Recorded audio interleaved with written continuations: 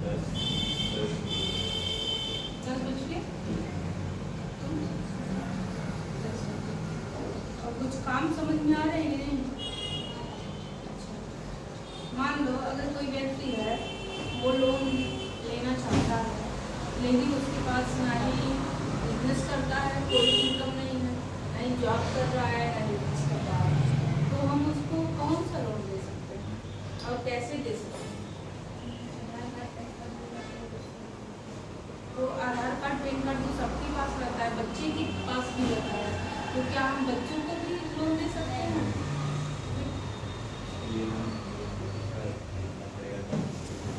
थोड़ा तेज बोलेंगे तो इनको भी समझ में आएगा।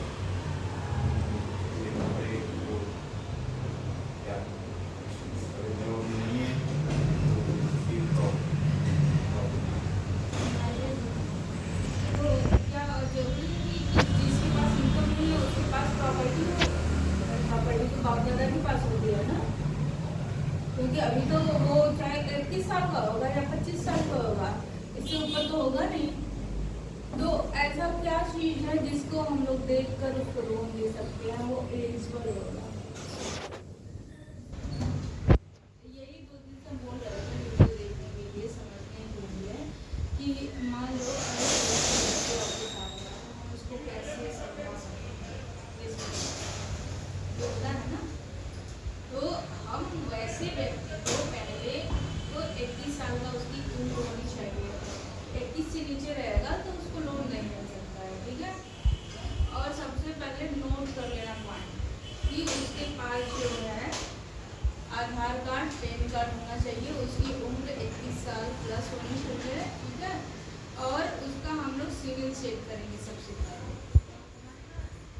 सिविल का मतलब होता है क्रेडिट हिस्ट्री, क्या उसका पिछला रिकॉर्ड जो है, उसने लोन लिया है, अगर लोन लिया है तो टाइमली पेमेंट किया है, उसका टैक्स रिकॉर्ड क्या है, उसके बाद ही हम लोग उसको लोन दे पाएंगे, ऐसे नहीं दे पाएंगे, ठीक है। क्योंकि लोन देने के लिए या लोन लेने के लिए व्यक्ति के क्राइटेरिया मैच होने चाहिए, जिसमें सबसे फर्स्ट नंबर पे उसकी सिविल देखी जाती है, ठीक है। सेकेंड नंबर पे उसके क्रेडिट अकाउंट में कितने पैसे आ रहे हैं, जा रहे हैं, उसका क्या रिकॉर्ड है, उसने कभी लोन लिया है या नहीं लिया है, अगर लिया है तो टाइमली पेमेंट किया है कि नहीं किया है। इस तरह हम लोग सारे उसके दस्तावेज को चेक करेंगे।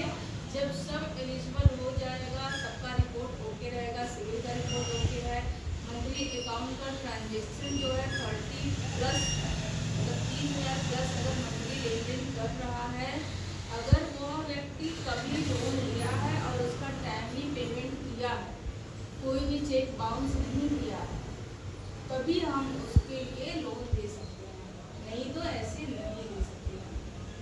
ये तो था उन व्यक्ति के लिए जो जॉब नहीं करता है और जो बिजनेस नहीं करता है। सेकंड नंबर पे अगर ऐसे कोई व्यक्ति आ जाए, ठीक है, जिसके पास बिजनेस हो, अब मान लो कोई पर्सन हमारे ऑफिस आया और कहता है कि मैम हमें लोन की जरूरत है, सबसे पहले हम उससे पूछेंगे कि आप क्या करते हैं, क्या आप जॉब करते हैं या बिजनेस, ठीक है। अगर जॉब करते रहेंगे तो जॉब डिटेल्स लेंगे, अगर वह व्यक्ति बिजनेस करता रहेगा तो बिजनेस डिटेल्स लेंगे। अब बिजनेस डिटेल्स में हम उससे पूछेंगे कि आपके पास बिजनेस में कौन सा बिजनेस है, समझिए पॉइंट, आपके पास कौन सा बिजनेस है और किस चीज़ का है। जब वो बताता है कि हमारे पास किराना स्टोर या मेडिकल स्टोर या कोई भी ग्रोसरी या कॉस्मेटिक वगैरह वगैरह जो भी उसका है बिजनेस, तो हम उससे पूछेंगे क्या आपके पास जीएसटी है या आईटीआर है या एमएसएमई, कोई भी आपने लाइसेंस रजिस्ट्रेशन कराया है। अगर वो व्यक्ति कहता है हाँ है मेरे पास, तो आप उसके सारे दस्तावेज को मांगेंगी कि हमें सब दे दीजिए, जिसमें Aadhaar card, PAN card, email ID, mobile number, income details, ये सब रहेगा। और साथ में उसके बिजनेस का वीडियो मांगेंगे। अगर वह कहता है कि नहीं सर या मैडम हमारे पास अभी कोई भी रजिस्ट्रेशन हम अपने शॉप का नहीं कराया है, तो क्या हम उसको लोन दे सकते हैं? दे सकते हैं। ठीक है, कैसे देंगे? क्योंकि वह व्यक्ति अपने शॉप को चला रहा है, उसके पास स्टॉक है ना, और उसकी दुकान जो है पता करनी पड़ेगी कितनी पुरानी दुकान है, 1 साल 6 महीने या 20 साल 18 साल, कितनी पुरानी दुकान है। जब ये हमें पता चलता है कि उसकी दुकान इतनी पुरानी है तो हम उसकी दुकान का वीडियो मंगवाते हैं और उसके स्टॉक को देखते हैं कि उसने अपनी दुकान में कितने माल रखे हुए हैं, सामान, ठीक है। उस सामान पे उसकी एलिजिबिलिटी निकल के आती है और तब हम उसको लोन दे सकते हैं। कभी भी ये नहीं कहना चाहिए कि अगर शॉप का रजिस्ट्रेशन नहीं है तो हम उस व्यक्ति को लोन नहीं दे सकते। हाँ, दे सकते। किस पे देंगे? उसके स्टॉक पे देंगे, ठीक है। अब उसके लिए अगर हम पूछें कि बिजनेस लोन में क्या डॉक्यूमेंट होनी चाहिए,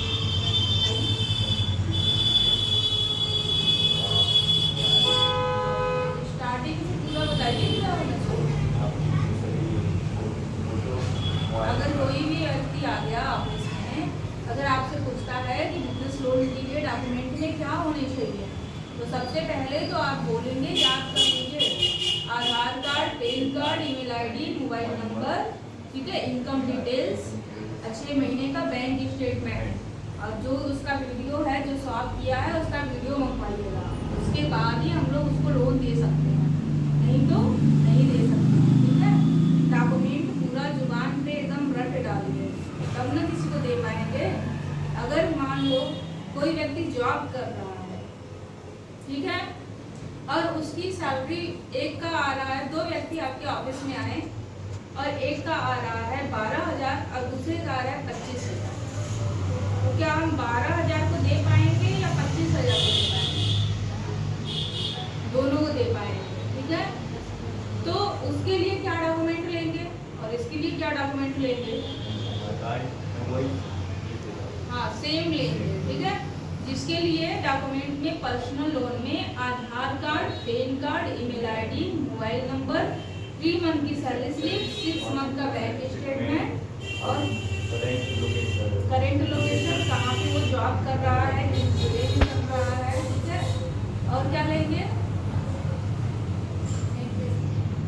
करेंट में मतलब कहाँ पर है, और current job location. Current job location लेंगे, मतलब किस जगह उसकी पोस्टिंग है, क्योंकि आधार कार्ड पे एड्रेस कोई और रहता है, ठीक है, और जॉब व्यक्ति कहीं और करता है, तो इस तरीके से हम उसको लोन दे सकते हैं, ठीक है। तो ये तो रहा लोन के बारे में जानकारी, समझ में आया।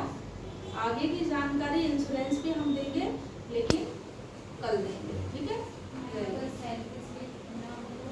तो वही आधार लोन हम लोग देंगे, जो क्रेडिट सिविल पहले दिया जा सकता है, लेकिन फर्स्ट टाइम में हमने बताया ना कि ये एलिजिबिलिटी होनी चाहिए, तभी तो हम लोन दे पाएंगे। सबसे पहले उस टॉपिक पे हमने बात किया कि अगर कोई व्यक्ति आता है ऑफिस में और कहता है कि मैं जॉब भी नहीं करता हूँ, बिजनेस भी नहीं करता हूँ, तो ये भी हमें लोन की ज़रूरत है, तो हम उसको कैसे दे सकते हैं, ये हमने बताया ना स्टार्टिंग में।